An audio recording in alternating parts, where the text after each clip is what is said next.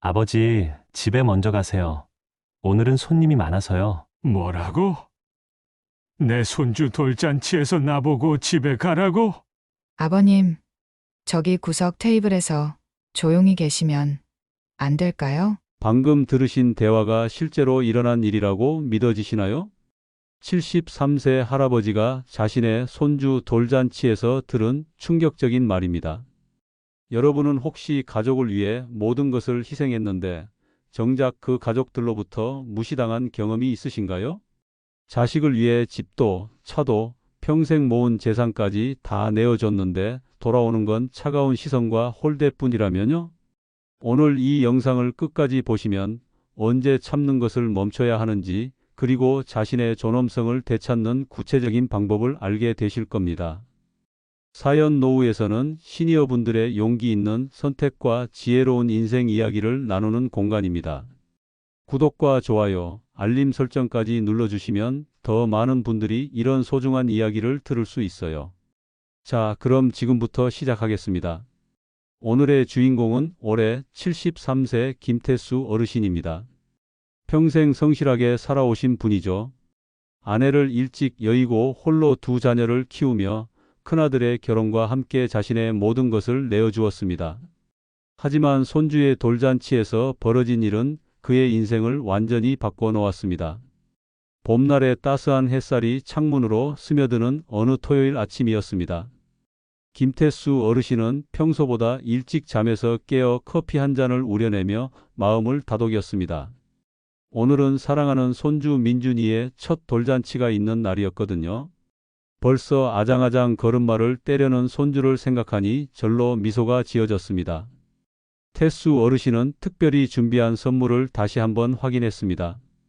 금값이 많이 올랐지만 손주를 위해서라면 아끼지 않았죠. 예쁜 상자에 정성스럽게 포장된 금반지가 있었습니다. 거울 앞에서 정장을 차려입는 태수 어르신의 얼굴에는 설렘이 가득했습니다. 70이 넘은 나이에도 손주 돌잔치라니 이보다 기쁜 일이 또 있을까요? 그런데 이날 태수 어르신은 아직 몰랐습니다. 자신이 그토록 기다려온 이날이 인생의 가장 큰 전환점이 될 거라는 것을요. 태수 어르신은 평소보다 1시간 일찍 집을 나섰습니다. 아들이 차로 모시러 오겠다고 했지만 성격이 급한 편이라 미리 가서 기다리기로 했거든요. 지하철 안에서도 손주 생각에 마음이 들떠 있었습니다. 30분 후 신축 건물 앞에 도착해 1층 카페에서 잠시 시간을 보냈습니다. 아직 예약 시간까지 여유가 있었거든요. 커피를 시키고 앉아서 다시 한번 선물 상자를 들여다봤습니다. 그때 엘리베이터가 열리며 며느리 수진이가 급하게 내려왔습니다. 화장을 완벽하게 하고 화려한 드레스를 입은 모습이었어요. 수진의 얼굴에는 당황스러운 기색이 역력했습니다. 태수 어르신이 먼저 와서 기다리고 있는 게 마음에 들지 않는 것 같았어요. 며느리는 자기들이 모시러 간다고 했는데 왜 혼자 왔냐는 식으로 말했습니다. 태수 어르신은 바쁠 텐데 신경 쓸 거 없다고 대답했습니다. 하지만 수진의 표정은 여전히 불편해 보였습니다. 파티룸에 들어서자 직원들이 분주하게 세팅을 하고 있었습니다. 아직 손님들이 오기 전이라 썰렁한 분위기였죠. 태수 어르신은 한쪽 테이블에 자리를 잡고 앉았습니다. 그런데 잠시 후 수진이 다가와서 조심스럽게 말을 꺼냈습니다. 오늘 자기 쪽 손님들이 많이 온다는 이유로 태수 어르신에게 구석 테이블에서 조용히 있어달라고 요청했습니다. 태수 어르신은 귀를 의심했습니다.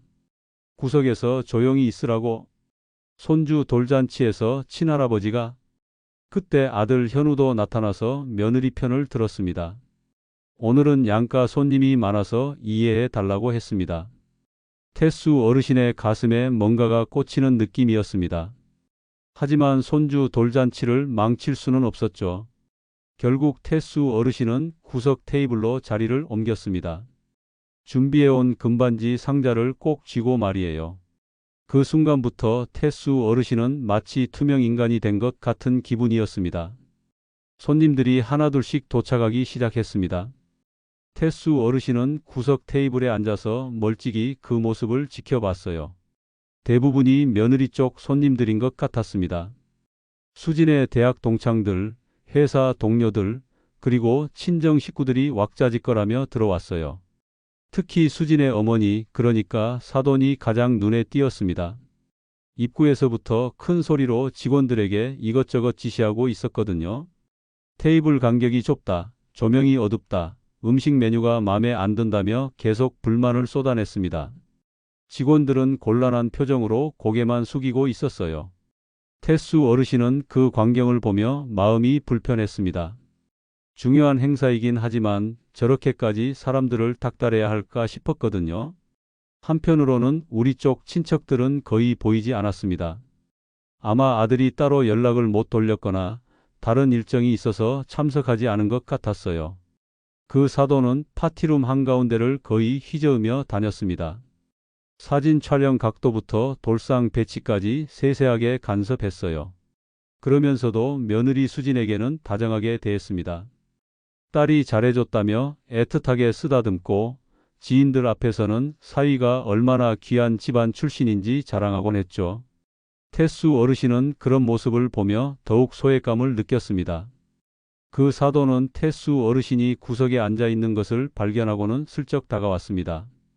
일찍 오셨다며 인사를 건네긴 했지만 목소리에는 별다른 정이 느껴지지 않았어요. 오히려 예의 없다는 듯한 표정이었습니다. 태수 어르신이 먼저 와서 인사도 제대로 안 했다는 식으로 말이에요. 하지만 태수 어르신으로서는 억울했습니다. 애초에 구석에 조용히 있으라고 한 건 며느리와 아들 쪽이었는데 어떻게 파티룸 중앙에서 인사를 나눌 수 있었겠어요. 시간이 흘러도 태수 어르신의 자리는 여전히 구석이었습니다. 아들도 친척들을 챙긴다고 왔다 갔다 했지만 정작 아버지는 돌아보지 않았어요. 태수 어르신은 그렇게 모르는 사람들 사이에서 혼자 손주의 돌잔치를 멀리서 지켜봐야 했습니다. 드디어 돌잔치가 본격적으로 시작되었습니다. 사회자가 마이크를 잡고 간단한 인사말을 시작했어요. 하지만 분위기는 완전히 한쪽으로 치우쳐 있었습니다. 마치 수진 친정 쪽 파티에 태수 어르신이 잠깐 낀 것 같은 느낌이었거든요. 스크린에 가족 사진들이 나오기 시작했습니다. 아기 민준이의 성장 과정을 담은 영상들이었어요. 하지만 태수 어르신이나 둘째 딸이 함께한 사진은 거의 보이지 않았습니다. 대부분 수진 쪽 가족들과 찍은 사진들 뿐이었어요. 다른 하객들도 손주 돌잔치에 친할아버지가 없나 하고 의아해할 만했습니다. 하지만 아무도 그걸 의식하지 않는 것 같았어요. 태수 어르신은 그나마 멀리서라도 손주의 귀여운 모습을 눈에 담으려 노력했습니다. 민준이가 돌상에 앉아 어른들이 놀아주는 모습을 보니 저절로 웃음이 났어요. 아기는 세상 모르고 까르르 웃으며 돌잡이 물건들을 붙잡으려 했습니다. 그런데 갑자기 민준이가 고개를 돌려 구석에 있는 태수 어르신을 보는 순간 울음을 터뜨렸어요. 낯선 공간 때문이었을까요? 태수 어르신은 얼른 달래주러 가고 싶었지만 이미 직원이 아기를 안아서 달래고 있었습니다. 수진 쪽 사람들이 우르르 둘러싸서 수습하더군요. 태수 어르신이 들어갈 자리는 없어 보였어요. 그 와중에 사돈은 계속해서 이것저것 불만을 늘어놓고 있었습니다. 어떤 손님이 오늘 음식이 맛있다고 칭찬하자 그 사돈은 코웃음을 쳤어요. 자기는 불만투성이라며 이 정도로 돈 쓰기 아까워 죽겠다고 했습니다. 나중에 비용 청구서 받으면 기가 막힐 거라는 말까지 덧붙였어요. 태수 어르신은 그 말을 듣고 신경이 날카로워졌습니다. 누가 돈을 안 썼다는 건지 아니면 잔치 비용의 대부분을 자기네가 댔다고 생각하는 건지 알 수 없었거든요. 그 말투 속에 섞여 있는 비아냥이 너무 불편했습니다. 옆 테이블에서는 다른 손님들이 작은 목소리로 수군거리는 소리가 들렸어요. 저분이 친가 아버지인데 왜 저렇게 따로 앉아 계시냐는 이야기였습니다. 뭔가 사연이 있나 보다. 아까 잠깐 싸우는 것 같더라는 말들이 오갔어요. 태수 어르신은 마치 동물원 우리 안에 갇힌 동물이 된 기분이었습니다. 잔치가 중반을 넘어가자 가족 사진 촬영 시간이 왔습니다. 이건 돌잔치의 하이라이트 중 하나였어요. 아기와 부모 그리고 양가 가족이 함께 돌상 앞에서 사진을 찍는 시간이었거든요. 태수 어르신은 처음에는 당연히 자신도 함께 찍을 거라고 생각했습니다. 일반적으로 할아버지도 당연히 불러서 사진을 찍는 게 정상이잖아요. 진행 직원이 양가 가족 다 같이 찍겠다고 말했는데도 며느리와 아들은 태수 어르신을 부르지 않았습니다. 사돈 쪽 친척들은 이미 단체로 나와서 포즈를 취하고 있었어요. 그쪽은 사람도 많더군요. 태수 어르신은 구석에서 지켜보며 마음이 더욱 답답해졌습니다. 이제는 자신이 먼저 나가야 하나 하고 고민하는데 때마침 둘째 딸이 파티룸에 들어섰습니다. 둘째 딸 은희는 성격이 아주 강직하고 솔직한 편이었어요. 들어오자마자 파티룸 분위기를 휙 둘러보더니 금세 태수 어르신을 발견했습니다. 은희의 눈이 확 커지더니 곧바로 달려왔어요. 아버지가 왜 구석에 혼자 앉아 있는지 물으며 이게 대체 뭐냐고 목소리를 높였습니다. 태수 어르신은 괜히 한숨을 쉬며 그냥 그렇게 됐다고 얼버무렸어요. 하지만 은희는 이미 상황을 파악한 듯 얼굴이 굳어졌습니다. 은희는 곧장 아들 현우를 찾아갔습니다. 오빠에게 아빠가 왜 저기 혼자 구석에 앉아 계시냐고 따졌어요. 돌잔치에 초대해 놓고 제대로 인사라도 드렸냐며 목소리를 높였습니다. 현우는 마치 어린애처럼 주눅든 얼굴로 주변 눈치를 살피며 작게 중얼댔어요. 미안하다고 오늘 수진이랑 장모님이 워낙 정신이 없어서 그렇다고 변명했습니다. 은희는 참지 못하고 더 큰 목소리로 받아쳤어요. 아빠가 남이냐고, 돌잔치면 부모 형제 다 같이 즐겁게 하는 게 당연한 거 아니냐고 했습니다. 결혼할 때 아버지 좀 잘 모시라고 했는데 이게 뭐냐며 화를 냈어요. 그 순간 수진이 모습을 드러냈습니다. 등 뒤로는 사돈이 서 있었고요. 수진은 은희를 보더니 억지 미소를 지으며 말했습니다. 돌잔치 자리에서 다들 보는데 왜 이렇게 목소리를 높이냐고 했어요. 은희는 더 화가 난 기색이었습니다. 이런 식으로 어른을 구석에 내팽개치는 게 더 민망하지 않냐고 말했어요. 제정신이면 이럴 수 없다며 우리 아빠가 무슨 허수아 비냐고 따졌습니다. 아니면 오늘 정말 아빠가 오면 안 되는 자리였냐고 물었어요. 수지는 순간 흠칫하더니 사돈 쪽 눈치를 보는 듯 머뭇거렸습니다. 사돈은 그 말을 듣자마자 기분이 상했는지 맞받아쳤어요. 왜 이 집 딸이 날카롭게 구냐며 자기네 아버지가 미리 자리를 잡고 계셨는데 뭐가 문제냐고 했습니다. 은희는 당당하게 대답했죠. 그야 아빠가 오셨어도 모른 척했다면서 아빠가 구석에서 그냥 앉아있는 꼴이 좋아 보이냐고 했어요. 게다가 방금 들어오는 길에 누군가 제 아빠가 사돈한테 인사도 제대로 안 했다고 하던데 대체 무슨 상황이 돌아가고 있냐고 추궁했습니다. 사돈은 그 말을 듣고 더욱 기분이 상했나 봅니다. 애초에 인사도 없으셨다며 자기가 괜히 그렇게 말한 것도 아니라고 했어요. 그걸 왜 이렇게 일일이 따지냐며 성을 냈습니다. 행사 주최자로서 분명히 해둘 건 해야 한다고 목소리를 높였어요. 그러자 은희가 콕 찌르듯 말했습니다. 행사 주최자라고요? 여기 돌잔치 주인은 제 조카이고 그 부모가 오빠 부부고 우리 아버지도 당연히 주인 측이라고 했어요. 그런데 왜 사돈님은 자기네만 주인이라고 말씀하시냐고 반박했습니다. 그 순간 주위 사람들이 웅성거리기 시작했습니다. 자칫 잘못하면 돌잔치가 완전히 싸움판이 될 수도 있는 상황이었어요. 현우는 어쩔 줄 몰라 하고 수지는 사돈 뒤에 서서 어떻게든 상황을 수습하려고만 했습니다. 하지만 은희는 한번 화가 나면 쉽게 물러서지 않는 성격이라 계속 추궁을 이어갔어요. 태수 어르신도 더 이상 가만히 있을 수 없었습니다. 은희가 폭발하기 일보 직전인데 이대로 두면 잔치가 엉망이 될 게 분명했거든요. 태수 어르신은 자리에서 조용히 일어났습니다. 마음속에서 치밀어 오르는 화를 애써 누르며 말했어요. 다들 일단 손주 돌잔치 중이니 조금만 진정하자고, 손님들도 많고 민망하지 않냐고 했습니다. 은희는 씩씩거리면서도 아버지 말에 따라 일단 입을 다물었어요.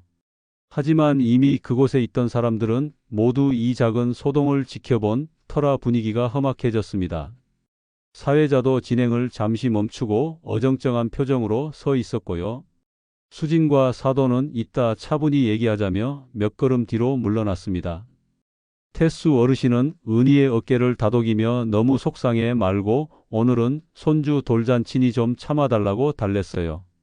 사실 속으로는 태수 어르신도 이미 한계에 가까웠습니다.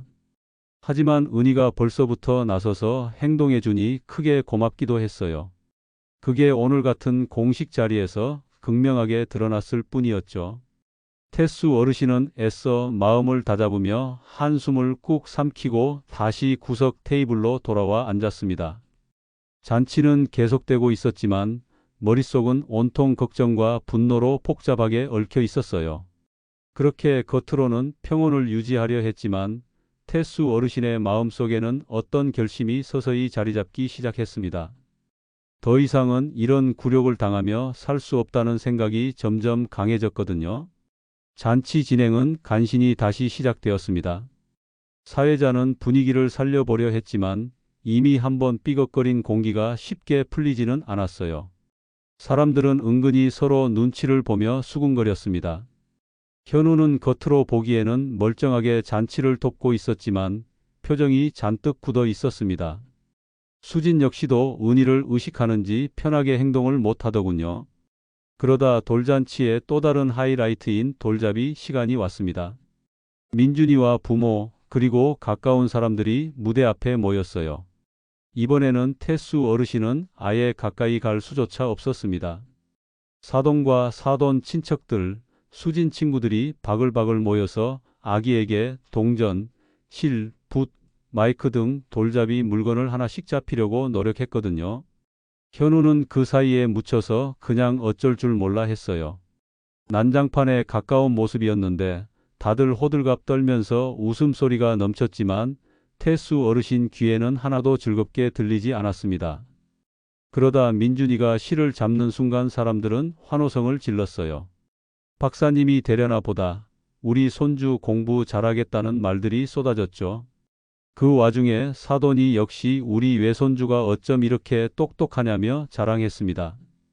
태수 어르신 같으면 우리라는 말의 의미가 외과를 떠나 모두가 기뻐해야 하는 상황이라고 생각하지만 그 사돈은 아무래도 본인 쪽 가족만 빛나 보이길 원하는 듯 했어요. 태수 어르신이 듣기에는 좀 이기적이라는 느낌을 지울 수 없었습니다. 은희는 그런 걸 지켜보면서 더욱 화가 치밀어 올랐는지 수진에게 시선을 주고 씁쓸하게 한숨을 쉬었어요. 수진 역시 눈이 마주치자 한껏 불편한 표정을 지었고요. 태수 어르신은 거기 앉아 있는 것 자체가 고문처럼 느껴져서 잠시 파티룸 밖으로 나갔습니다. 복도에 놓인 작은 벤치에 앉아 숨을 고르는데 가슴이 답답해서 견딜 수가 없었어요. 간신히 진정하려고 눈을 감았는데 머릿속에서는 벌써부터 온갖 생각이 떠오르더군요. 내가 이렇게까지 멸시받으면서 살아야 하나라는 자괴감부터 그래도 손주에게는 좋은 할아버지가 되어야 하는데 하는 죄책감이 뒤섞였습니다. 그럴 때마다 하늘나라로 먼저 간 아내 얼굴이 떠올랐어요. 아내가 살아 있었다면 과연 이런 상황을 겪었을까요? 아내는 분명 성격이 더 단호했기에 사돈과 수진의 몰상식한 행동을 용서하지 않았을 겁니다. 그리고 그 누구보다 현우를 똑바로 잡아서 이렇게 힘없는 모습으로 만들지 않았을 테죠. 아내가 없으니 결국 자신 혼자 외롭게 구석에 내몰리는 게 너무 서글펐습니다. 그렇게 복도에서 몇 분을 앉아 있었더니 은희가 찾아왔어요. 태수 어르신의 손을 꼭 잡더니 빨리 가자고 아빠 없는 사이에 수진이나 사돈이 또 무슨 짓을 할지 모른다고 했습니다. 그리고 책망하는 작은 목소리로 물었죠. 아빠는 왜 계속 참으냐고. 저건 아니라고 했어요. 저 사람들이 아빠가 주신 재산으로 집이고 뭐고 다 해놓고 정작 아빠 대접은 개무시한다고 했습니다. 그 말에 태수 어르신의 눈동자가 흔들렸어요. 사실 은희가 말하는 그 재산이란 건 태수 어르신이 꽤 오래전 현우가 장가갈 때 보태준 집 구입 비용과 생활 자금이었습니다. 그리고 나중에 민준이까지 생기면서 우리 손주가 살 집은 튼튼해야 한다는 마음의 증여를 확실히 해준 적이 있었어요. 그때도 은희는 왜 그렇게 다 줘버리냐며 아빠 노후도 생각해야 한다고 반대했는데 태수 어르신은 자기가 가진 게 그렇게 많지도 않고 어차피 자식들 쓰라고 있는 돈이라고 했었죠. 은희에게도 비슷하게 해줄 거라며 안심시켰었는데 말이에요. 하지만 은희는 끝내 잘 받아들이지 못했었습니다. 은희는 그때를 떠올리며 말했어요. 아빠도 뭐 그렇게 많이 바라는 건 아니지만 적어도 오빠가 아빠를 모시고 살거나 자주 찾아뵙는 정도의 효심은 기대했었다고 했습니다. 그런데 지금 상황을 보라며 저런 식으로 아빠가 구석으로 밀려나고 사돈한테 꼼짝도 못하는 게 말이 되냐고 분을 사귀지 못했어요. 태수 어르신은 괜히 씁쓸한 표정을 지었죠.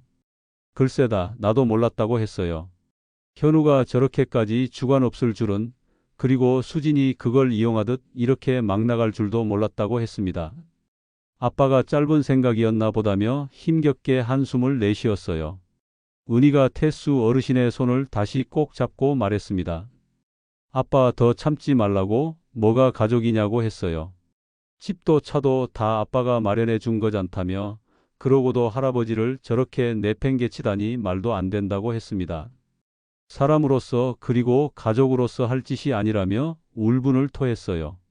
사실 태수 어르신의 속에서도 뭔가가 끓어올랐습니다.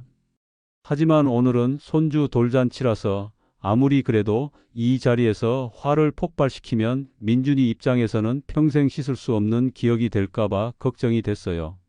그래서 억지로 미소를 지으면서 말했습니다. 그래, 조금만 더 지켜보자고. 아버지도 모든 걸 다 포기한 건 아니라고 했어요. 은희는 그 말에 약간 의아해하더니 태수 어르신의 눈빛을 보고는 뭔가 결심을 읽은 듯 묵묵히 고개를 끄덕였습니다. 그렇다고 태수 어르신이 구체적으로 뭘 하겠다고 마음먹었는지는 아직 스스로도 확신이 없었어요. 다만 이번 일을 겪으며 더 이상 가만히 있다가는 그야말로 이 사람들이 자신을 그냥 아들 키워준 ATM 정도로만 생각하겠구나 싶었습니다. 이제 변화가 필요할 때가 왔구나 하고 마음이 가라앉으면서도 조금씩 단단해지는 기분이 들었습니다. 은희와 함께 다시 파티룸 안으로 돌아갔을 때 돌잔치 프로그램은 거의 막바지에 이르고 있었습니다. 사람들이 디저트를 즐기며 자유롭게 사진을 찍고 간단한 담소를 나누고 있었어요.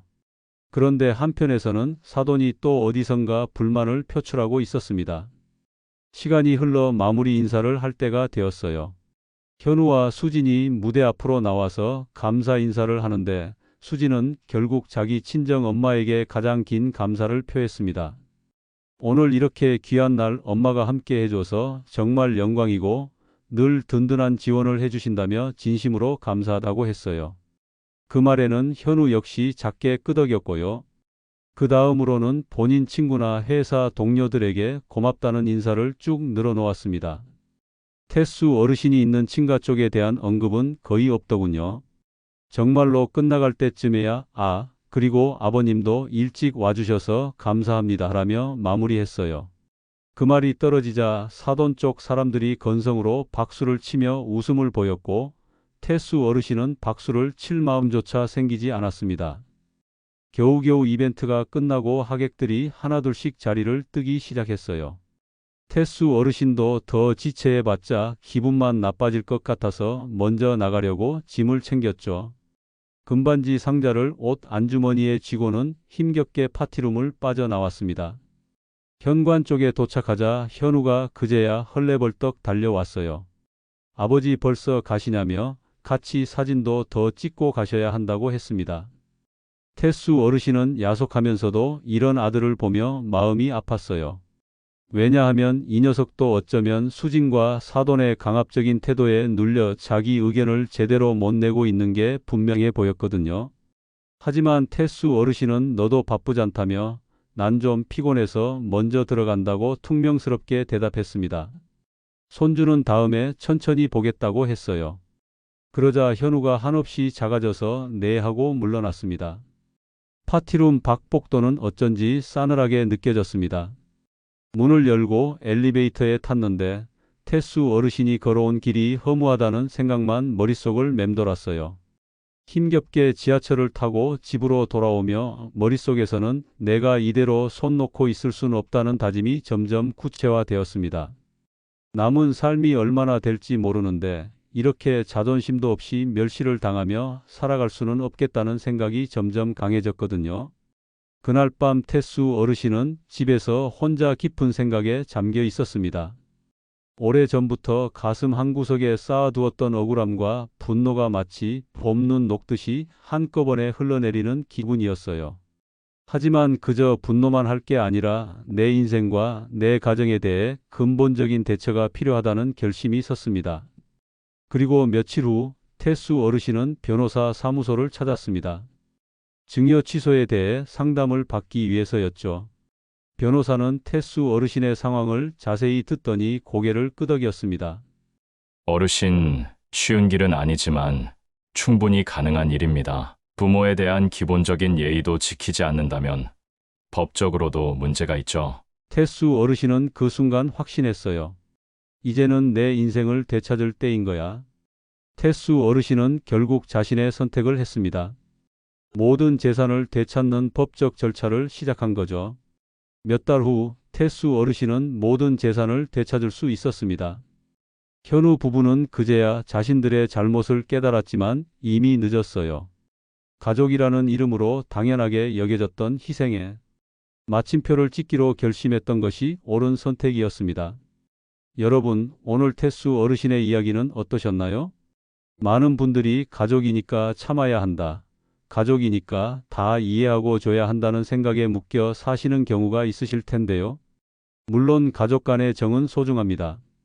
하지만 그 사랑을 당연하게 여기고 상대를 하대하는 태도가 지속된다면 언젠가는 그 끈이 완전히 끊어질 수도 있다는 걸 잊지 않으셨으면 해요. 혹시 태수 어르신의 이야기를 들으시며 가족이라는 이름 아래 내가 너무 헌신만 한 건 아닐까 하는 분이 계시다면 한 번쯤은 스스로에게 물어보셨으면 합니다. 내가 정말 원하는 게 뭘까? 그리고 상대는 나를 진정으로 존중하고 있는 걸까? 가족이라는 이름으로 당연하게 여겨졌던 희생, 하지만 존중받지 못하는 사랑은 더 이상 사랑이 아닙니다. 가족도 소중하지만 나 자신도 결코 소중함을 포기해서는 안 된다고 생각해요. 늦었다고 생각했을 때가 가장 빠른 때라잖아요. 앞으로 남은 삶은 더 이상 희생만 하는 게 아닌 자신을 사랑하면서 살아가시길 바랍니다. 오늘도 사연 노후와 함께 해주셔서 감사합니다. 구독과 좋아요, 알림 설정까지 해주시면 더 많은 분들이 이런 이야기를 통해 위로받으실 수 있을 거예요. 다음에도 여러분의 마음에 와닿는 이야기로 찾아뵙겠습니다. 감사합니다.